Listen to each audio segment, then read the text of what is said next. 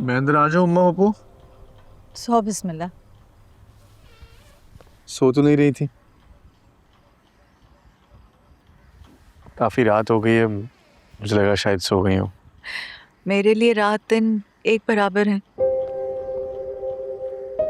इस कमरे में तो जैसे वक्त थम सा गया है।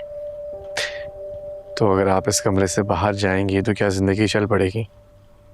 जिनके साथ जिंदगी गुजारनी थी वो कहीं खो गए। यहाँ इंसान खुद को खो देता है और आप दूसरों की बात कर रही हैं। खैर, आपको पता है कि अम्मा मेरी शादी कराना चाह रही हैं। तो मैं नहीं करना चाहता हूँ शादी।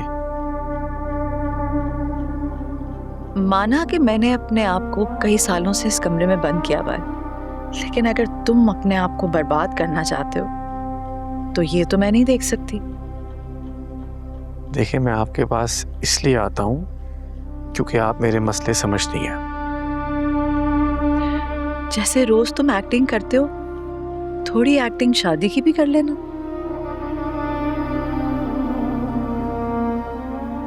लेकिन अगर मुझे वो शादी के बाद मिल गई तो?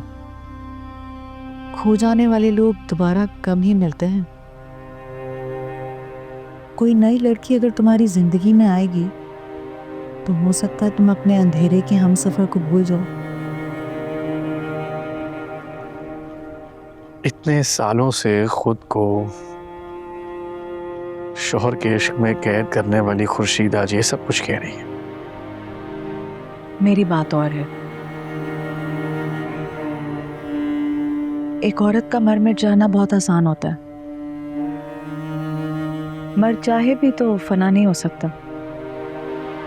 उसकी बहुत सारी जिम्मेदारियां होती हैं, जिंदा रहने की बहुत सी मजबूरियां होती हैं। मुझे तो समझ नहीं आ रही क्या हो रहा है।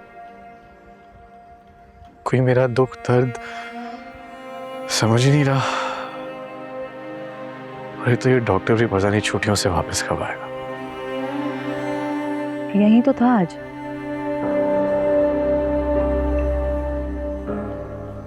यही था और इसने मुझे बताया नहीं। बाकी सबका तो मुझे नहीं पता, लेकिन कह रहे थे कि उसका कोई पेशेंट मर गया था, उसका जनाजा लेकर आया था, फिर उसको दफनाने कहीं और ले गया। जनाजा? कह रहे थे उसकी बेटी भी शायद साथ थी।